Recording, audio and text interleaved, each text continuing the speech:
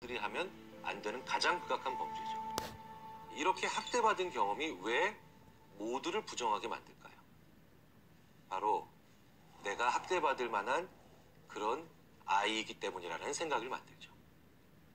그리고 내가 고통스럽기 때문에 나에게 이런 고통을 주는 사람은 사라졌으면 좋겠다라는 생각도 만듭니다. 참으로 혼란스러운 거죠. 세상에 존재하는 자기를 포함한 모든 사람을 부정해야 되니까요. 그래서 혼란형이라고 부르는 거죠. 사실 애착 유형이라고 부르기보단 애착이 없는 유형이라고 불러도 무방할 텐데요.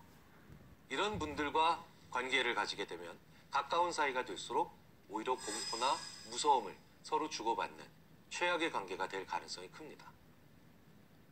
물론 그렇다고 해서 어렸을 때 학대받은 경험이 있는 모든 분들이 연애를 할 자격이 없으시다거나 부부가 되면 안 된다라고 하는 무책임한 말씀을 드리는 게 결코 아닙니다.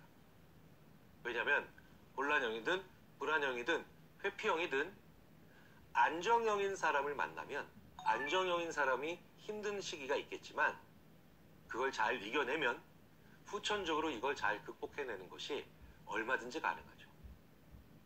제 주위에도 어렸을 때 굉장히 감당하기 힘들 정도의 학대를 받은 그런 아픈 기억이 있는 사람이 있지만 자기가 힘을 내서 안정형인 사람을 만나 양쪽이 더 노력하고 배려하는 과정에서 이제 그 어떤 부부보다도 좋은 애착 유형을 양쪽 다 안정형으로 형성하는 경우가 많거든요.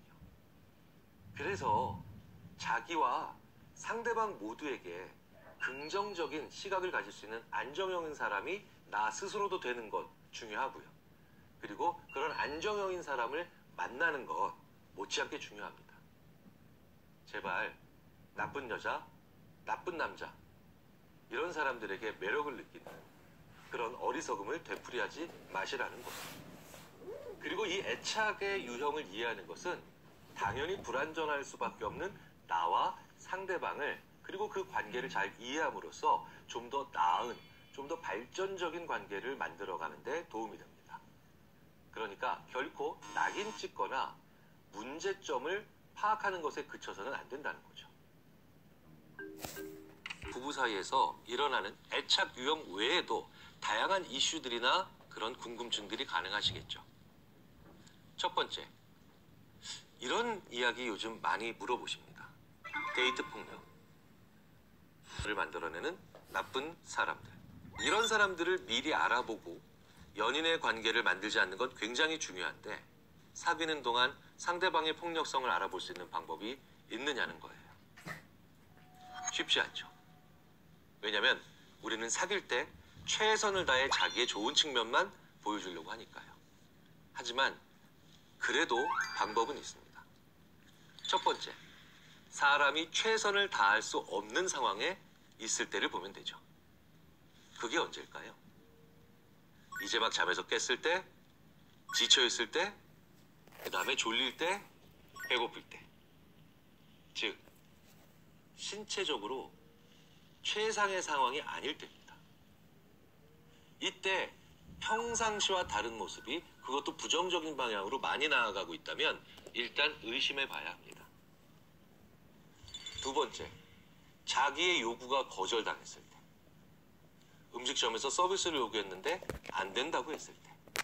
추가적인 무언가를 요구했는데 업장에서 종업원이 그거는 불가능하다고 했을 때. 즉, 사소하게라도 자기의 요구나 욕구가 혹은 요청이 좌절됐을 때가 바로 이별을 통보받았을 때 어떤 행동을 하는가에 대한 실마리가 됩니다. 요청이 좌절되거나 거부당했을 때.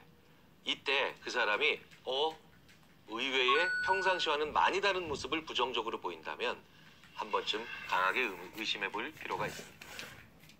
연인 부부관계에서 또 못지않게 많이 질문하시는 게 바람 피우는 사람들의 심리적 기제죠.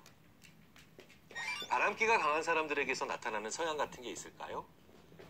많은 연구들이나 관찰을 종합해보면 바람을 피우는 사람들의 심리적 기제, 좋아하는 것과 원하는 것 사이에서 원하는 것만 추구하는 성향으로 일반적으로 평가가 됩니다. 좋아한다라는 건 뭘까요? 그 존재랑 오래 같이 가고 싶은 거예요. 원하는 건 뭔가요? 그 대상이 없으면 못 견디는 거예요. 물론 이 좋아하는 것, like와 원하는 것, want가 같은 대상에 다 부여되고 있으면 정말 좋겠죠. 나는 당신이랑 오랫동안 함께하고 싶어. 그리고 당신 없으면 안 되겠어. 가장 이상적이겠죠. 그런데 일련의 사람들은 좋아하는 거는 거의 없는데 오로지 내 앞에 없거나 나한테 없으면 못 견디겠다라고 하는 want만 있는 사람들이 있습니다.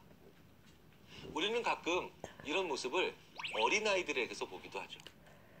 아이가 풍선을 사달라고 난리치는데 want죠?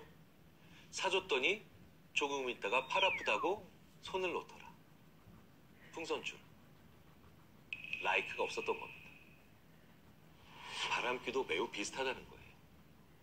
좋아하진 않는데 나한테 없는 게 싫은 거예요.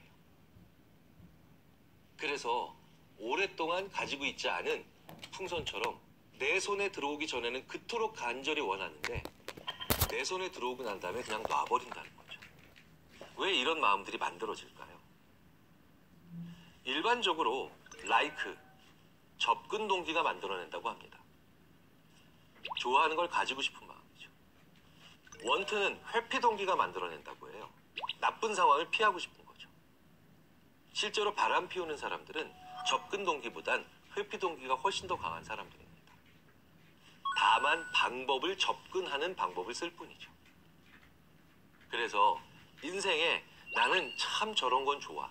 난 저런 건 참 멋있어. 이런 게 없고 인생에 이런 일만큼은 일어나면 안 돼. 이런 건 절대 막아야 돼.